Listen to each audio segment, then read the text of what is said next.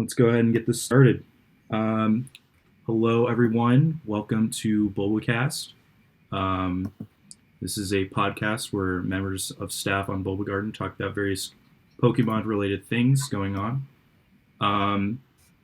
I am your host, filling in for Glick this week, who could not make it. I am TheCapsFan. I do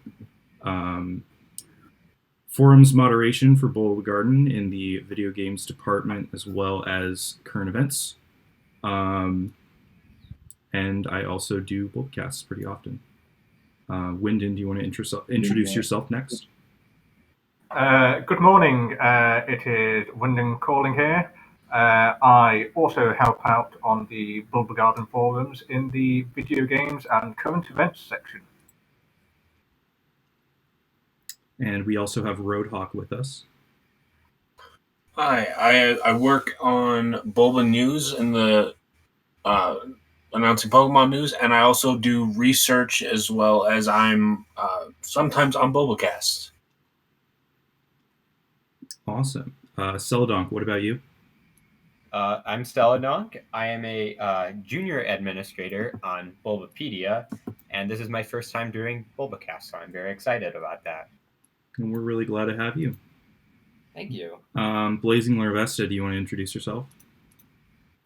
Greetings, everyone. I'm Blazing Larvesta. I'm just like RhodeHawk. I'm also a journalist over on Bulba News, who's writing news articles on like the games and other stuff. Awesome. Nice to have you here. And last but not least, we have the big man himself, Archaic. Hello, everyone. It's nice to be back on Bulbacast after so long. Awesome. So I figured we'd go around just once, just to, see how everyone's doing, and if you guys want to go, if you guys want to mention what the last piece of Pokemon media you consumed was, I figured it would be nice, since we're going to be talking about Pokemon Day today, which is a day that celebrates all sections of the Pokemon community and franchise. So personally, after the last podcast, I went right over to my Switch and downloaded the DLC for Sword and Shield, which I had not played yet. And I've been working through that, just hanging out with some friends doing that. And yeah, that's mine. Anyone else want to go next? The latest media I've been consuming, particularly over the past weekend, is Pokemon Go, where I've caught about 20 shinies in the course of a day.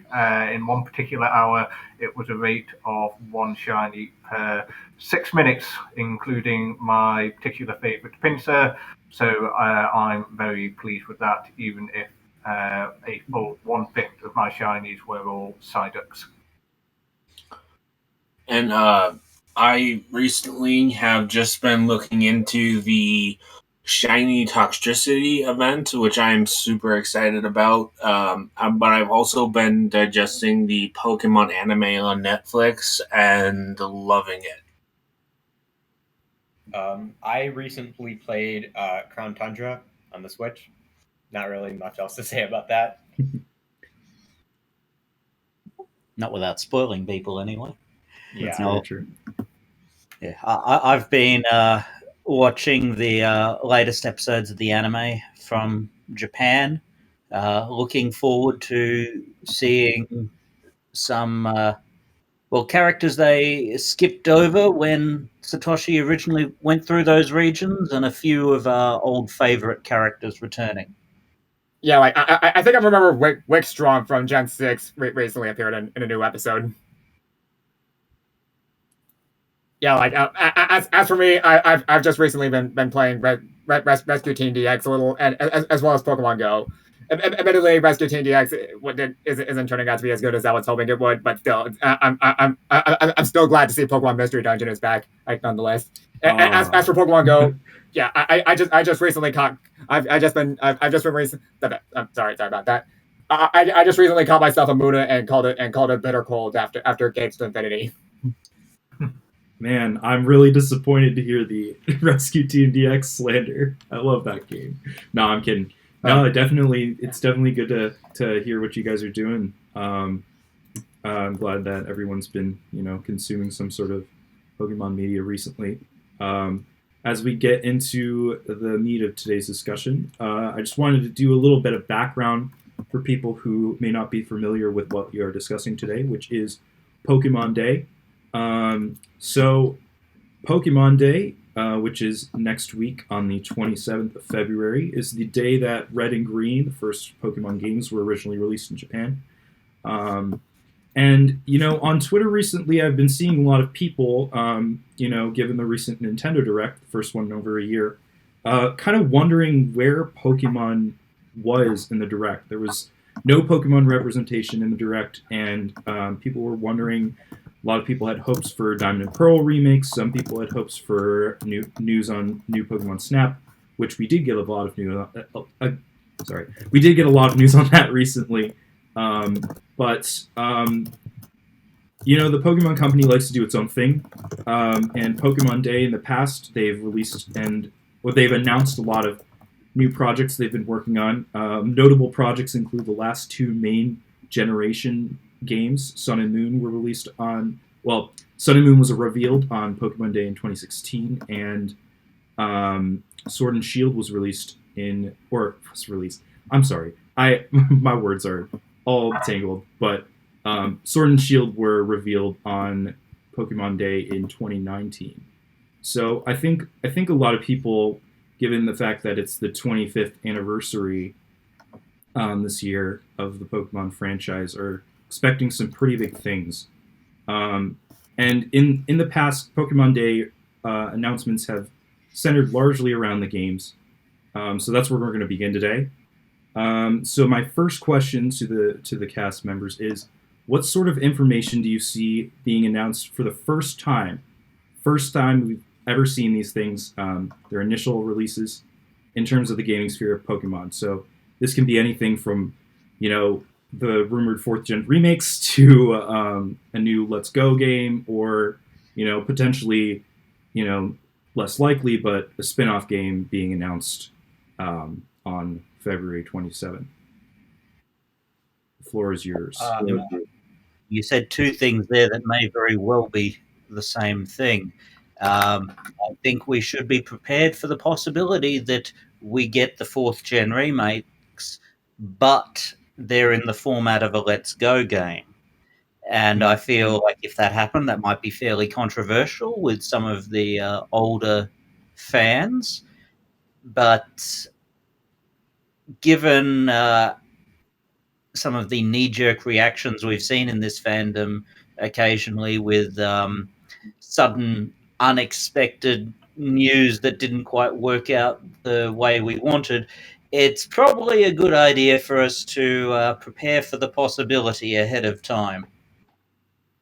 Yeah, personally, I think the Gen 4 remakes are going to be in the style of Sword and Shield, not Let's Go. Yeah, I definitely think it's a very interesting consideration. And Archaic, when you brought that up the other day, I honestly had not thought about it before. I do think that the Let's Go series is here to stay. I think that they're going to be doing more with that sub-series in the future.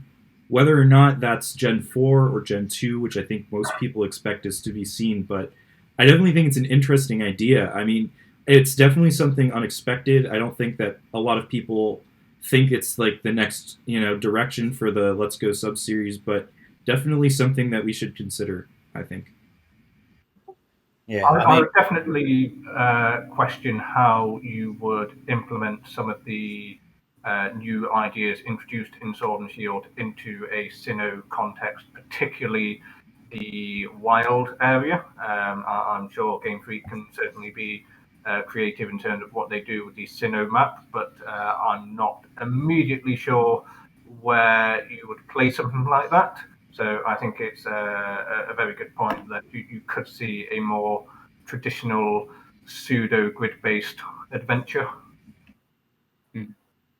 And I think there is a strong possibility of Pokemon Diamond and Pearl, some format being released, but I definitely feel like we are also going to get a bit of information on Pokemon Unite, specifically gameplay. But I could also see them seeing how they announced this last year or a year ago. I can't quite remember. Detective Pikachu 2 being a surprise reveal on Pokemon Day, especially because they announced that it was going to have a different ending than the Pokemon movie, Detective Pikachu.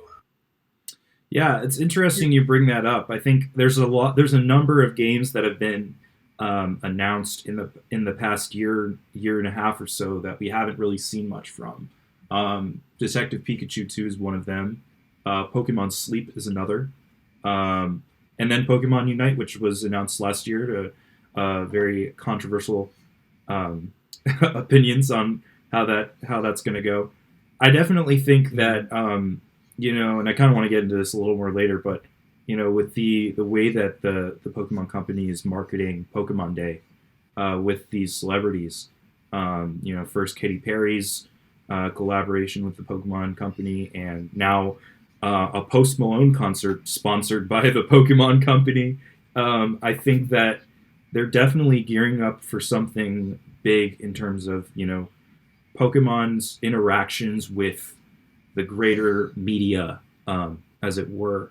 And I think that Detective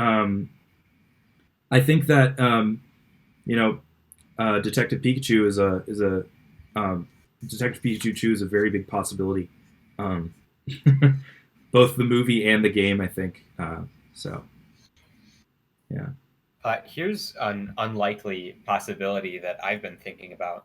So, if they do Diamond and Pearl remakes or some other kind of game, it likely wouldn't be until like the end of the year for Christmas sales. Like November is usually when they release the games. So I was thinking, again, as unlikely as this is, they could fill in that gap with another expansion to Sword and Shield, like a third one in the expansion pack to release in like June. I would think that's unlikely, but I think it would be really cool if they did that. I would certainly give my left arm for a third and final installment of Sword and Shield DLC. Maybe remove some of that rope that's blocking off the pathway to the Rose Factory. Maybe get in those last, how many is it 300 or so species that are still not present in Galar. I would certainly chomp at the bit for that. Just to backtrack 1 second to the possibility of a Let's Go style format for Diamond and Pearl, given that you have just staked your entire professional reputation on predicting that, Archaic. What's saying we need to it could happen. What's the guess for the cover species for this hypothetical Let's Go Sinnoh? Let's Go Burmy? Oh, bloody hell! Yeah, I don't think Sword and Shield is getting a third expansion. Honestly, the way I see it, with the whole Sword and Shield plus expansion pass bundle, as well as the Galar Star Tournament basically serving as like a conclusion to the game, I think Sword and Shield is done getting like major updates and expansions at this point.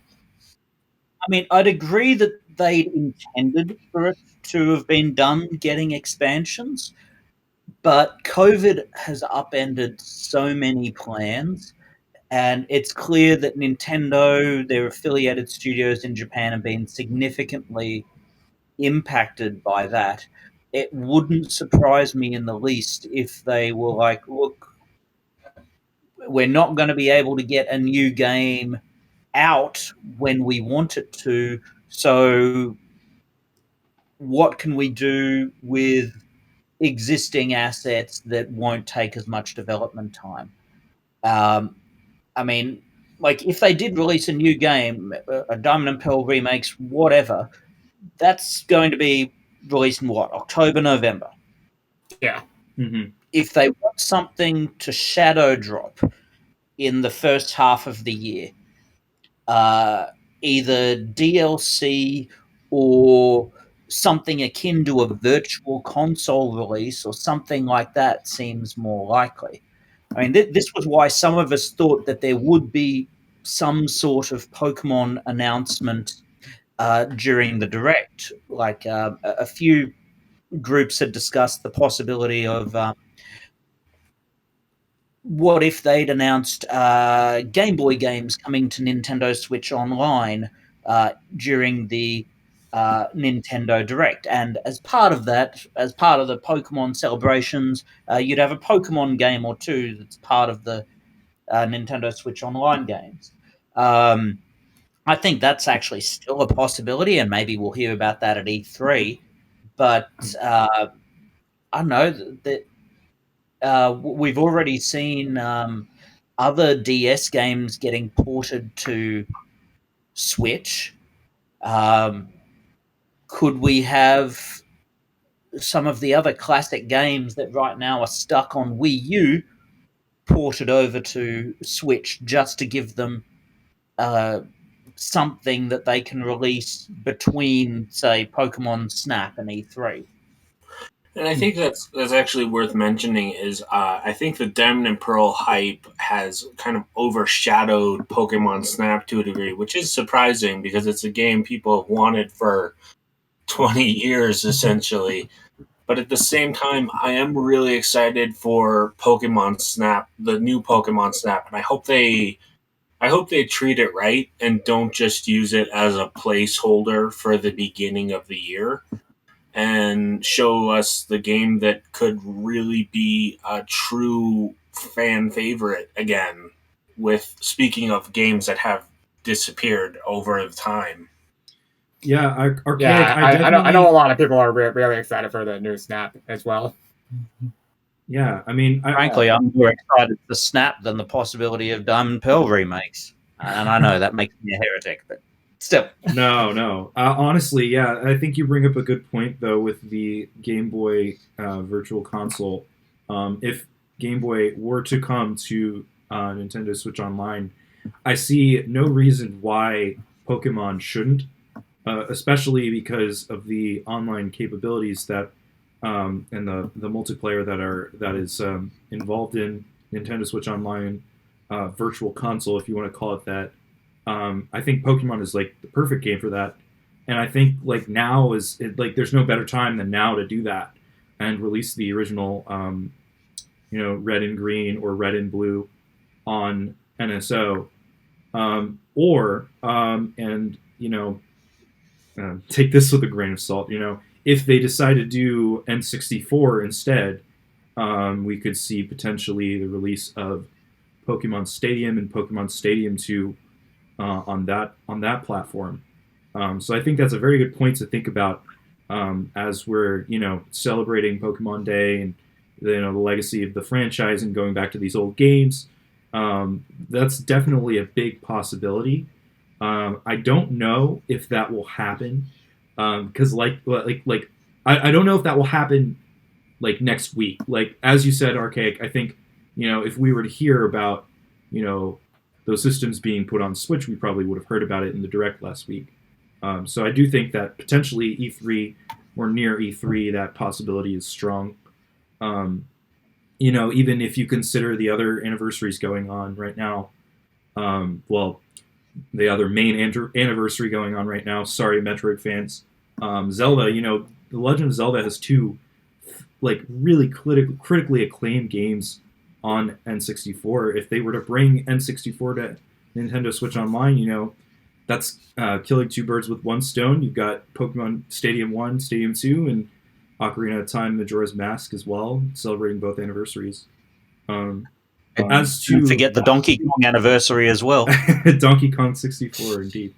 As to new Pokemon Snap and hype for that, I also agree. I think it's very surprising that the Diamond and Pearl hype has kind of overshadowed the Pokemon Snap hype. I think that actually has a lot to do with the age base of the fandom right now, and who's really nostalgic for what games. I think that my generation, the generation that grew up on the DS, I personally am really, really hyped for any sort of prospect of the first Pokemon games I played with my friends coming to Nintendo Switch. But I do think that Snap is gonna, like, new Pokemon Snap is gonna showcase, some of the things that, maybe become more possible when you give a franchise like Pokemon to a big company like Bandai Namco. And I think the game, from what we've seen, looks really, really good. And I'm excited to get into it as well. So those are just my thoughts. Speaking of Game Boy games and Pokemon spin-offs, reminds me of something else that really should be on Switch by now. Pokemon TCG. Yeah. Now, okay, maybe we're not going to get a sequel to the classic games. I would love to see those, but Pokemon TCG Online is on PC, iOS, Android.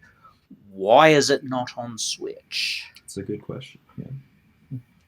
That's actually a great point, especially with the popularity of the TCG as a product right now. I feel like revitalizing Pokemon trading card game, the video game, would just be an absolute slam dunk. Yeah. So, Caps, you talked a little bit about virtual console stuff. Here's another idea that would never ever work. So this is something that I've been enraptured in ever since it leaked is the word. So the Space World 97 demo of Gold and Silver, it was like May of 2017 maybe, when that came out, and everybody lost their minds, myself included. I think it would be really cool if they cleaned that up, made it into a full game, and released it on Switch. I think that would be the coolest thing ever. That would take that would that would outshine Diamond and Pearl hype, I think. Yeah. Never happened, but it would be cool. I mean, on one hand, we've seen Sega do that exact same thing recently with Golden Axed. But I can't see that happening. It'd be amusing, but I can't see it happening. Yeah, definitely not something that I think they would do. About as likely as my joke the other day of Grand Theft Pokemon. Oh gosh. Grand Theft Pokemon. I mean, like a narrative-driven Pokemon game set in the Detective Pikachu world. I mean, I could see it kind of working. I mean, why have we not had a spin-off game where we're playing as part of the villainous teams or something? Surely there's a way to do that. Yeah, I remember when I reacted to the recent Direct. Aside from thinking World's End Club kind of reminded me of Pokemon, I also thought of maybe like the possibility of Pokemon crossing over with Monster Hunter. don't think it's gonna happen, but that could be interesting. Yeah, I mean, honestly, like, I think, Pokemon has crossed over with some really weird franchises in recent memory. I mean, Pokemon Conquest with Nobunaga's Ambition, and Pocket Tournament with Tekken. I think it's the possibility of there being a crossover collaboration announced at Pokemon Day is something I never considered. Definitely something that is I think a bit of a risk, but definitely something that it's worth considering. I think one important thing to consider, which, speaking of games that have kind of have this like cult-like following but have fallen into obscurity, but seeing how Pokemon has brought back the Pokemon Mystery Dungeon, I would not be surprised if I would be blown away, but I would not be surprised if I heard something about Pokemon Ranger for the Nintendo Switch. We talked to be about honest, this. I'm hoping for a new Pokepark game, and personally. Yeah, we talked about the potential of Ranger and Pokepark at the last Bulbacast, and I think the biggest concern we had with that was just, as for Ranger, I mean, the gameplay style, the gameplay itself is very like it wouldn't translate well in its current form to the Switch, given its technical technicalities.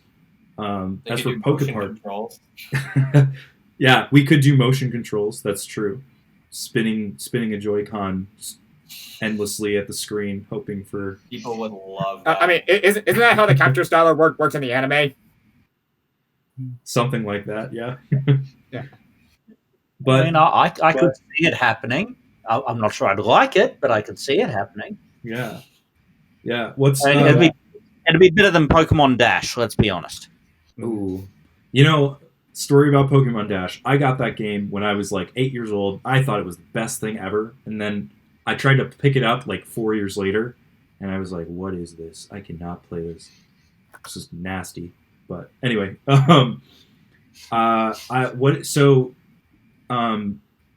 was it Road? I think you brought up the resurgence of Mystery Dungeon. Do you think that a possible spin-off slated for maybe late summer potentially that could be shadow announced, not shadow drop, but just revealed at Pokemon Day? Do you think a new Mystery Dungeon game is a possibility?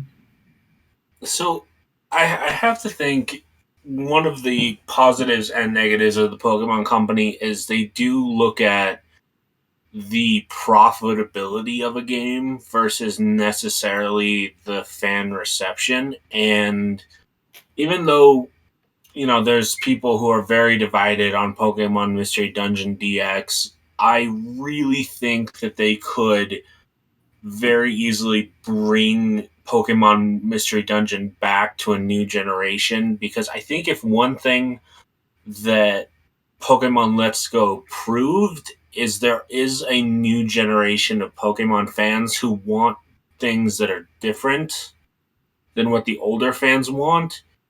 And Pokemon does not mind marketing to that newer generation to create that fandom for those games. Yeah, I mean, we definitely have to remember, like, while this may be 25th anniversary of Pokemon, that doesn't mean it's going to be marketed to people who have been with the franchise for that entire time. It's not necessarily going. I mean, there is going to be nods out there to the 30-somethings like me who were there right at the beginning, but a lot of the stuff is going to be targeted at the much younger fans. And I mean, they'll resurrect classic spin offs if they think the new generation will be interested in them. But there's more of that new generation of fans than there are the old farts like me, whose username is just getting more and more appropriate as each year goes on. And How did it feel to know that there are people on this cast who started playing the games on the Nintendo DS? Look, let's Wyndon. put it this way. I realized it was a few years ago that I've realized my students at the university that their very first video game console was a PlayStation 2 or around that era, when my first video game console had wood grain on the front. At that point, I started really feeling old. What was your first console? Atari? Yeah, 2600. Yeah, I think kind of going off of that, I definitely think that the earlier point about potential TCG Online release on Switch kind of fits into that, because I feel like if there's any sub series of Pokemon that is really blossomed, especially in the last year, it is the TCG. And you see like people that are not otherwise affiliated with the Pokemon community, doing unboxing videos of old TCG sets on Twitch all the time, and they bring in hundreds of thousands of viewers. Like there's a demand for that content, and I definitely think TCG Online release on Switch would do that. The TCG Game Boy game release on a potential virtual console would do that. Just a general focus on that. And I also think in terms of physical media, I would not be surprised if during Pokemon Day or around Pokemon Day, we would see the announcement of a special re-release of Kanto specific cards. I think On they that did this note- for a. Oh, sorry. Oh, sorry. Go ahead, celadonk.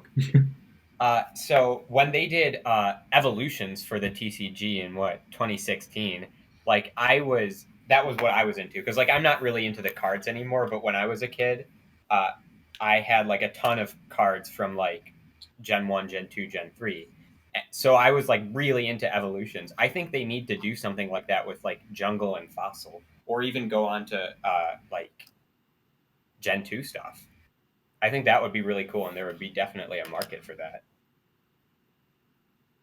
Yeah, I can't say that I'm like super into the TCG like in its current state, or am a professional on that. But just from my unprofessional like viewpoint, I can see there's definitely a market for that. So I definitely agree. My hope is if they release a anniversary set along those lines, that they just print it in sufficient numbers. Like, I have recently seen some collectors basically getting annoyed at Pokemon Company for printing additional things because they're going, "Oh no, you're ruining my investments." And it's like, these are products for children and fans. You investing in this stuff is just removing product from the market that could be used by kids to play games. Not to mention that you're making it more expensive for all of the tournament players who need to collect cards to make their decks to play in said tournaments. And I'm just really frustrated with how that market is getting. Like, all this focus on, this card's now worth X, this card's now worth Y, and it's like, okay, so these cards are now going to be locked away in vaults by some really rich individuals and only put on display because they think they can make a profit off it on YouTube or whatever. And to me, that just does not sit well at all.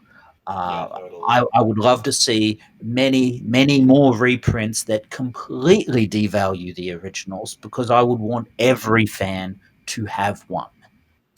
Yeah. I remember when McDonald's got into that whole mess with like the limited cards, and they didn't have enough for everyone. Yeah, that was definitely not pleasant at all. Yeah, those cards aren't even that great for collecting. They're reprints of old cards. The only thing special about them is the 25th anniversary logo on it. They're not good for tournament play, so they're pretty much only cards for kids and diehard collectors. And yeah. And I have seen that Pokemon Company has announced that they will be printing more and more product. I have to agree with Archaic. I think it's one of those situations where they should have seen this coming by about like mid-year last year when everything was blowing up. And I think that press release was just earlier last week, and I feel like it's kind of a slow response to. I mean, I understand they're a company; they have to make a profit, they have to be able to survive. But in terms of the amount of people just with Shining Fates who have not been able to get product, who just want to collect and have fun and play games with their friends, it's become a cost-based collectible crisis at this point, where people cannot receive what they're like. I've even heard cases of people not receiving pre-orders because they just didn't have enough product in order to sustain what's going on. I mean, to be fair to the Pokemon Company there, they can only sell as much product as is ordered by the retailers, since they don't distribute direct to the public. If the retailers don't make the orders for the new product, and for large additional quantities of it, they're not going to have sufficient quantity that they can do reprintings. They've got that now. The retailers have cottoned on to how popular things are. We should start to see production increasing and staying at those high levels for as long as this abnormally high demand is sustained. But I mean, ultimately, my wish and hope here is that in a couple of years, we look at photos of scalpers who filled their car trunks with boxes of Pokemon cards, and we look at them the exact same way we look at those photos of those scalpers who bought up lots of Wii U's on launch day. Or the toilet paper people when Yeah. coronavirus hit. To be fair with the toilet paper, we've gotten use of those over time. Yeah, I guess that's true. Pro tip for long-term investment: don't invest in a product where a single entity has monopoly over supply. And I Where think your also, entire investment can be wasted by just an additional print run with no accountability to you. PS5 scalpers literally getting robbed. Yeah, I think Xbox One X was also like that as well. and I think Archaic made a great point, which is there isn't the ability to place this just on one person. I think especially because I don't think any of us would have seen the Pokemon market, like the TCG market, exploding as crazy as it did in the last year, like 3 or 4 years ago. And I think there's multiple people that can be pointed at and all of the situation, but when it really comes down to it, it is a situation that caught so many off guard, and like the Pokemon Company, retailers, collectors, but at the same time, it's kind of one of those things that I think will fade. And I think there are situations going on that are increasing that, but at the same time, I definitely see there being a massive drop off in collectability, especially once this trend kind of hits that reprint opportunity. Yeah, I mean, right now we're also seeing fairly. I mean, from an investing standpoint, we're seeing a lot of uneducated investors just grabbing any Pokemon card, which is driving values up for things that really shouldn't be driven up in the first place. Once this craze ends, there's going to be a lot of people stuck with pieces of cardboard that aren't worth anything. A lot of whom, let's be honest, are going to be mum and dad investors who just bought stuff because they'd heard it was going to be worth a lot of money and didn't really have the ability to do a sophisticated analysis on it. And there's going to be a lot of people who probably couldn't afford to lose out who have. And I think a point of contrast with other TCGs, particularly thinking of something like Magic: The Gathering, Pokemon was already becoming a multimedia phenomenon by the time the cards hit our shores. So actually, it was already a fantastic hit. That there are loads and loads of base set cards in circulation, and also a notable difference with, say, Magic: The Gathering, where you have some old cards which are acutely powerful. Pretty much all of the cards from base set are competitively close to worthless. So it's exactly as you say, Archaic, that people are, or people even are going through their existing collections and they are seeing their hollow Polyroth from base set, and it's about worth as much as the cardboard it's printed on. So, kind of talking more to the merch side of things, we've talked about potentially doing a large reissue of older cards to drive the values down. Do you guys see any other special like big time collectors merch being released for the 25th anniversary? I think it'll be less collector's merch and more just a case of every company that can whack a Pokemon logo on something doing so. Thinking about the Mario anniversary, are we going to see Pokemon overalls? Well, we've already got the Levi's collaboration, which does include a complete Misty outfit. So, yeah. I mean, looking at that Levi's collaboration in particular, like the stuff that they're selling is just so completely generic. Yeah, that's it's true. basically just let's create a regular piece of clothing and then whack a stock image of a Pikachu on it. We're done. We're going to see a lot of that this year. In terms of actual collectibles that people will want to collect because they look good, as opposed to because they're associated with the 25th anniversary, I don't know how much of that we're really going to see. I would love to see another wave of original Stitch Pokemon shirts. They currently have the entirety of Kanto and Johto designs up for sale. As products go, these are definitely towards the high end side of the market, but in contrast to some of those other licensed products where, as you say, it's very much slapping a stock image onto a plain background. These are very unique. I previously bought one. I'm looking at getting more.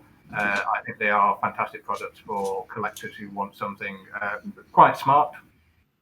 So that would be something that I would hope for. They did actually release 3 new shirts earlier this month. Grookey, Scorbunny, and Sobble pattern shirts. So we're probably not going to get another announcement for those on Pokemon Day, but I agree. I would love to see them expand that range as well. So one community I think is definitely going to be touched on this year, especially because not much has been discussed on it, but they have such a relationship with them already, is Funko Pop. I could very easily see them announcing a couple new waves of Pokemon Funko Pop or a special 25th anniversary collection. Speaking of like a community that has a mix of some very devoted fans and people who are just after a profit, that is one of them, as I know because I have probably hundreds of them. But I do know that the last couple of years they've done after Eevee and Friends and an Afternoon with Pikachu, and those became massive collectible products. The quality was good on most of them, but and the Pokemon deck community, PokemonCenter.com especially, has learned how to divvy up that product. So if they could make something like that work, I do think that would be a great win for Pokemon, because the Funko community is not as strong as the TCG community, but it is still a massive community. I'm going to have to stop you there because that one's already been done too. So this announcement came in, was it January, I think? So we've got a new wave that includes an attack stance Pikachu, which was basically the grumpy Pikachu pop from Toy Fair in a different pose, a Meowth, a Psyduck, and then one to explicitly commemorate the 25th anniversary, which, of course, I am going to be picking up, which is a silver Bulbasaur that matches a silver Pikachu that was released in a previous Funko Pop wave. Do we think that there will be shifting gears a bit? Do we think there will be a custom Switch? Depends on if there's a new game. I feel like they'd be announced together. I mean, there's probably going to be a new game announced, just based on trends. But like, if we get, say, a Diamond and Pearl remake, then we might get a Switch where like the left Joy-Con is like the periwinkle color and the right Joy-Con is pink. Who knows? Yeah, just so long as we don't get the yellow and brown mess that the previous one was. It's like, Oh yeah. guys did not think how kids in the schoolyard would perceive that combination of colors. Seriously. I don't even mind like the idea of a yellow Joy-Con. It's just the fact that they picked a mustard yellow instead of just like a regular yellow. The brown was destined for disaster, but the yellow one they could have done more with. I didn't know your students were that young, Archaic. No, my students are in university. They're not that young, mind you. They're still at the age where toilet humor seems to be endemic. Yeah, I'm sorry, but I'm gonna have to drop out right now for a little bit. I may come back, but I don't. But for now, I'm gonna drop out. Sounds good. Thank you for joining us. All right, you're welcome. Back on the. I definitely see a special edition Switch. I think the question is, will they do just Joy-Cons or a whole Switch? I mean, I don't think we're going to see a Switch Pro this year. So in terms of like your typical Nintendo console cycle, we probably are at about the point where we see a bunch of special editions getting released. But even Zelda only got Joy-Cons. I wonder though, because I think the mentality right now is that we won't see a Switch Pro at least until late. I think the mentality is Switch Pro bundle with, or not bundle, but released at the same time as Breath of the Wild 2. I feel like that's the big mentality. So depending on whether or not Breath of the Wild 2 comes out this year or early next year, I think leaning towards the latter. I would generally agree, but that would also, that's a good point. It would also, make room for a special edition Pokemon standard Nintendo Switch, I think. Because you have the Monster Hunter one now, you have the Mario one now. I'm guessing there will probably be a classic 25th anniversary Zelda Switch, maybe. I don't know. I guess I kind of contradicted myself with that last one, didn't I? But I do think that it's possible, if Breath of the Wild gets pushed to next year, that we have a custom Nintendo Switch. And yes, Solar Symphony, we do have a Breath of the Wild one, so that is a good point. I definitely think that we might end up. So two possibilities I could see happening very easily, and I know there are a bunch of third-party sellers who have partnered with Nintendo for this.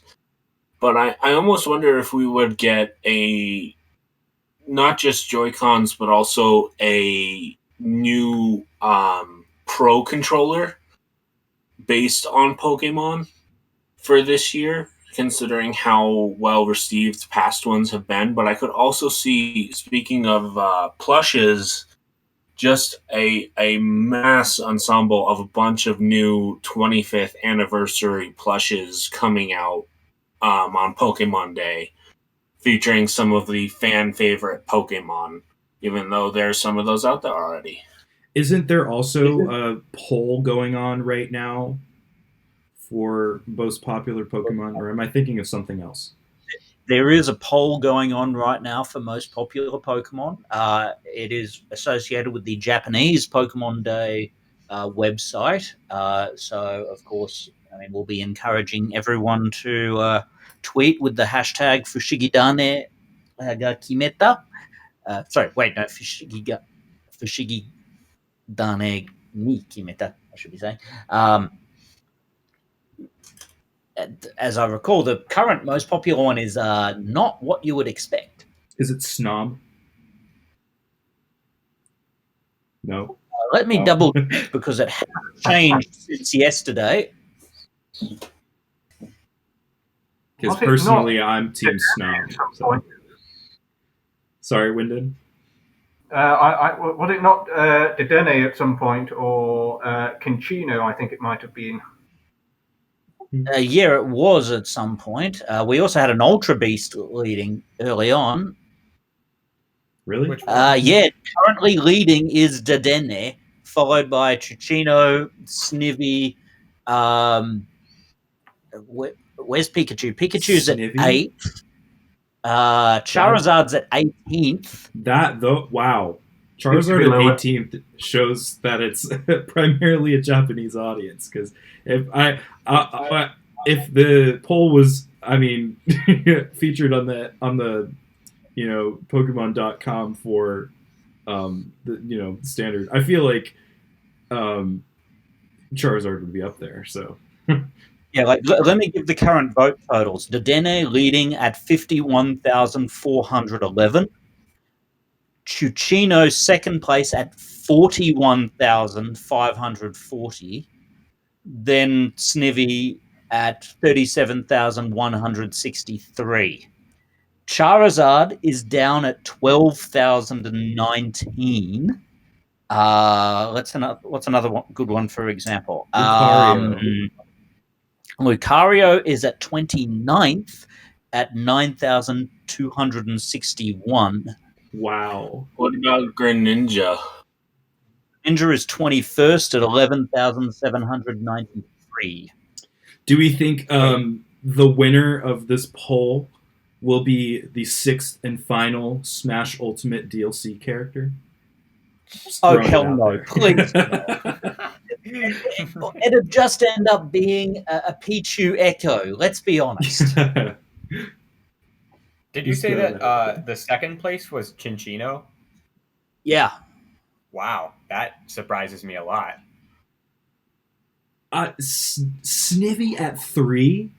There's that just baffles me. I feel like Snivy is from my experience, at least with the circles of people I hang out with, like the least popular Gen 5 starter, let alone the most popular starter. What? That's nuts. I think we are very clearly seeing some cultural differences reflected there. For sure. So, anyway, back to Pokemon Day. There's one section of the Pokemon franchise that we haven't really talked about yet.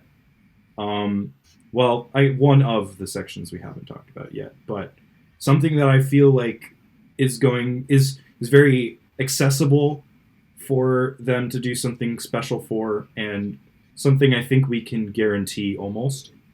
What do we think about Pokemon Go and Pokemon Masters doing something special for the 25th anniversary that could be announced or implemented on Pokemon Day?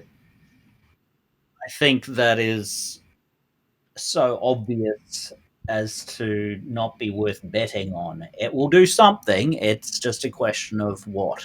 While Pokemon Go may not necessarily be all that popular with some of the most hardcore fans, it brings in the dough, and they've already been doing plenty of stuff in the last few weeks, so there will be something.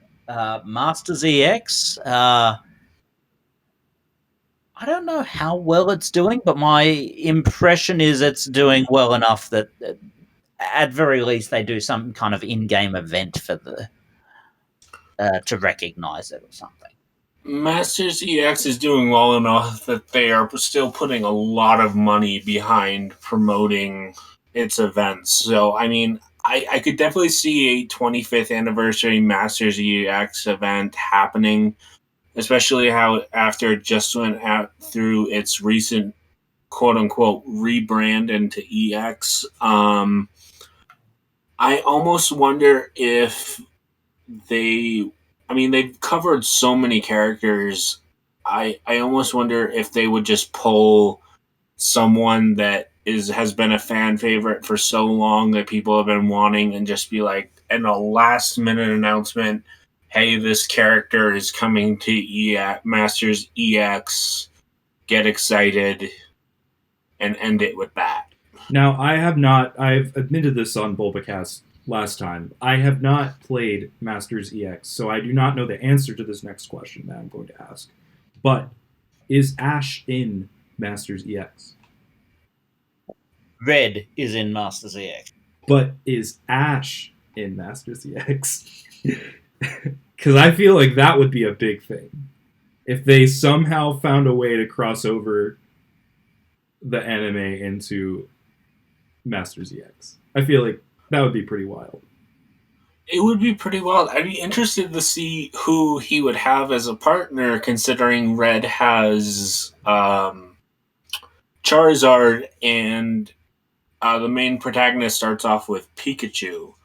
So if they brought back one of his... I mean, I could see them utilizing Ash for a ton of different Pokemon and different polls that people could draw for, like, cash grabs to get Ash with Heracross, Ash with Tauros, Ash with all of these different things. But I would be very intrigued. Butterfree, definitely. I'd be very interested to see who they would choose, and I would almost have to sit back and laugh, just because I would imagine no matter who it is, people would be like, there would be a massive group of people going, yes, if it was Ash and Butterfree, yes, Ash and Butterfree's back. And then like 75% of the fandom would be like, well, I wanted this Pokemon. And they'd be like, well, that's coming 6 months from now. My gut instinct is Greninja, because Ash Greninja already exists in the games, so there's already like kind of a crossover between games and anime. So that I feel think like is pretty plausible.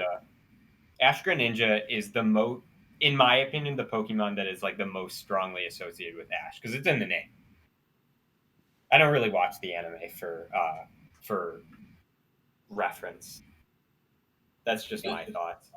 I kind of feel like if they were going to put Ash in, they're not going to put him in as a sudden thing now. They'd put him in closer to the conclusion of the current World Championships arc in the anime. I'd actually be less surprised if they were going to put in an anime character right now, if they went with Go. I was thinking about that too, actually. I certainly wouldn't like it, but we can leave discussions of Go to another time. Well, I was going to say that sounds like an excellent segue into any predictions for movies and anime. And something that you touched on earlier, Caps, was the possibility of news on a Detective Pikachu film sequel. And I think I had the same reaction as you when seeing all of these celebrity collaborations announced. It almost seemed like a prime opportunity to get Ryan Reynolds to do a little piece to camera, potentially. It's an entirely unresearched, spurious gut feeling, but given the breadth of the announcements and in terms of pandemic timing, I think when you would be looking at a potential release date for the sequel, we would hopefully all be out of the current situation. Consumers, lots of spending money, going back to their old haunts. Could be an excellent time for a Detective Pikachu sequel. You know, I would even take that further, and this is a wild speculation, but considering how much they have been tying in with celebrities, the popularity of the Switch, and how much Ryan Reynolds reportedly loved working on that movie, I would love to see him voice Detective Pikachu if they did a Detective Pikachu game anytime soon.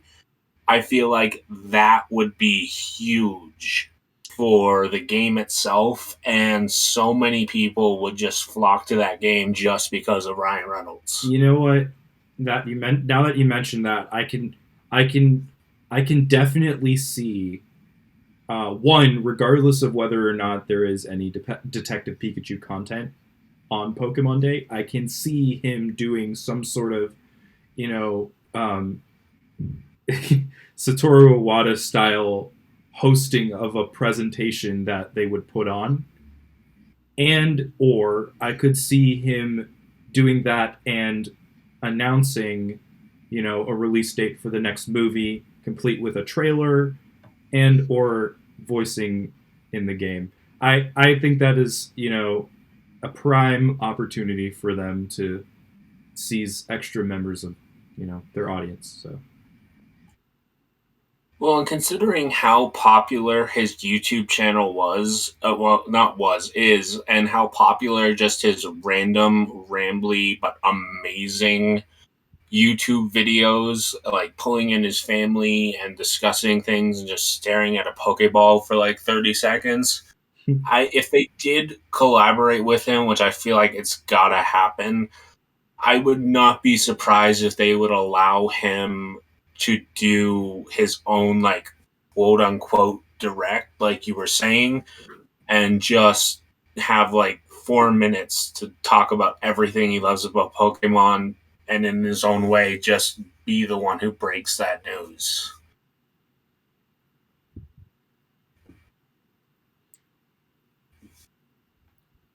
yeah, I definitely think that, something as well, maybe if, Wyndon, you touched on this earlier, we all kind of touched on it earlier, but a third DLC for Sword and Shield. As much as I don't think that's likely, possibly we could see an event Pokemon of some sort that has not been revealed yet. It's unknown to the world, not leaked. Possibly getting revealed on Pokemon Day, coinciding with its own movie, I think is possible. I don't know much about the anime style movies, but or if there is one currently revealed event Pokemon that does not have its own movie, but I could definitely see a movie being revealed on Pokemon Day as well. And going to Diamond and Pearl, if they do reveal something, I know that this is purely speculation and rumor, but if they do follow the trend of Omega Ruby and Alpha Sapphire, and considering can't remember which games got basically an Arceus event in them discussing the lore of those Pokemon, I almost wonder if we would ever get an Arceus event to tie in with Diamond and Pearl as well. That is the rumor going around right now. That is the rumor. But anyway, go ahead, Wyndon. My bad. I was just going to say, in terms of the Arceus event last time, I believe it was Heart Gold and Soul Silver that had the event which elaborated on the Arceus mythology a little more. In terms of mythicals, I think something really fun they could do for Pokemon Day is reveal a new mythical for Sword and Shield. Because right now, I believe there's only one, maybe two. I don't know if I'm remembering correctly. And nowadays, the standard seems to be like three at least. So when I saw Zarude personally, I thought that this looks like an alternate evolution for Thwackey. So thinking about that, I think it's reasonable that it was probably just a scrapped evolution for Thwackey that they re-implemented. But I think it would be really cool if they made like a water type chameleon mythical and a fire type rabbit mythical to kind of allude to the starters. Speaking of, go ahead. So, well, two things. One, we seem to have gone away from the anime, so I'll just say one last thing for that quickly. I would love to see, and I know it will almost certainly not happen, but I would love to see them announce an actual subtitled release of the anime for the older fans, because I know there's a dedicated fan base out there who would love to get their hands on it, even if they wouldn't do something like a simulcast release on Crunchyroll or whatever. As far as the event you mentioned, Diamond and Pearl, the Azure Flute was never actually distributed back in the day, but the Wonder Card for the Arceus distributed during the 20th anniversary did actually directly reference that Azure Flute. So if they do release Diamond Pearl remakes of some kind, the Azure Flute event needs to be accessible in the game. And I don't know if that'll be an item that we can get in the game ourselves, or if it's only given out via mystery gift or whatever, but it should be in there. It'd be strange to not bring that back when they've already referenced it before.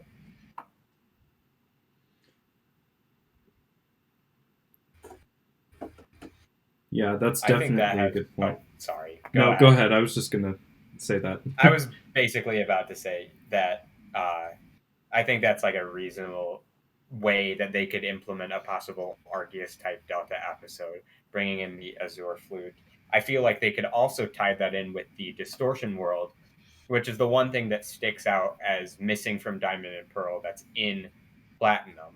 So they could connect, just like how they connected Rayquaza and Deoxys in Omega Ruby Alpha Sapphire, they could connect Giratina and Arceus and tie it together with the Azure Flute. And I was just thinking, this is definitely out there, but considering that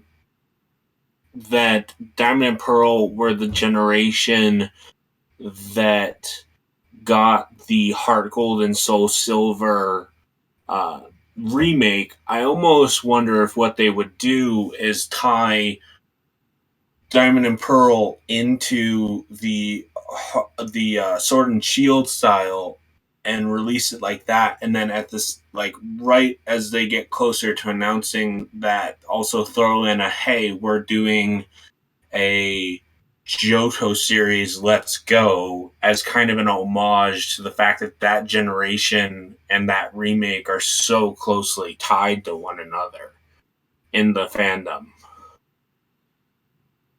Yeah, that is a good point. I wonder if, this, like, assuming that Diamond and Pearl remakes are announced this year, they release holiday this year.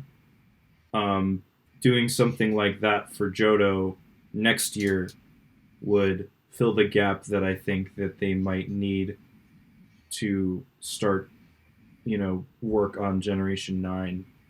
Whether that's for the Switch or the successor to the Switch remains to be seen, but I definitely think that's very plausible. Any last things before we begin to wrap up? I kind of just had one sort of miscellaneous stroke any other business prediction, and that's to say that I am expecting the unexpected in terms of completely new titles, new concepts out of left field. I remember announcements for Pokemon apps that would help your children brush their teeth. I seem to recall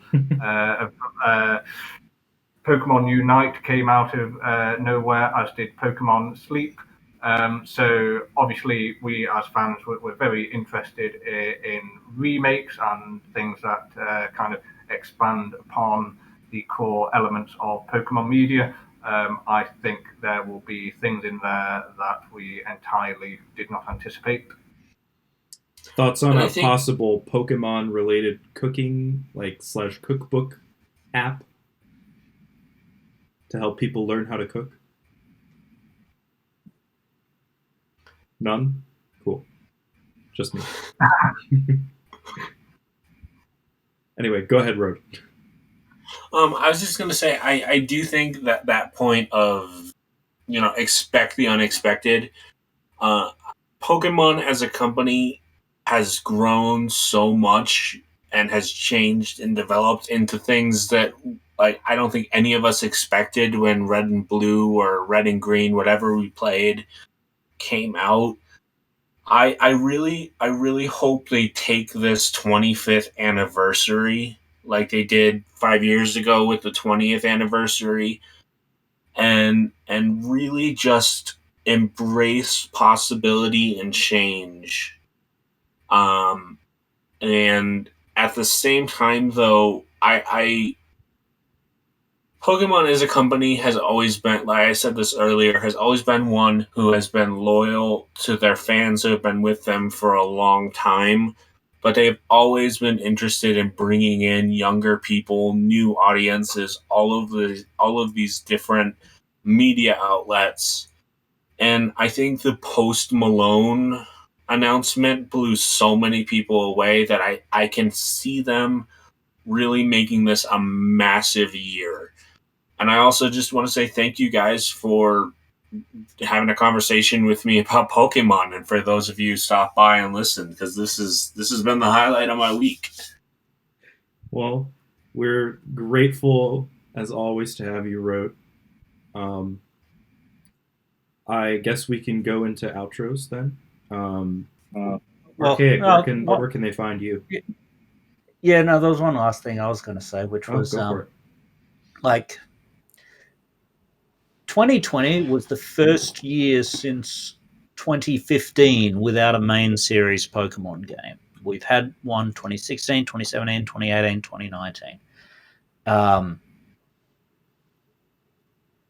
If you told me that there were going to be 2 games this year, like, for instance, hypothetical Diamond Pearl remakes and hypothetical Let's Go Johto,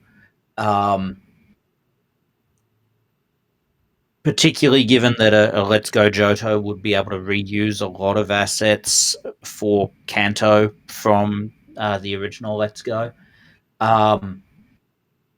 that wouldn't surprise me.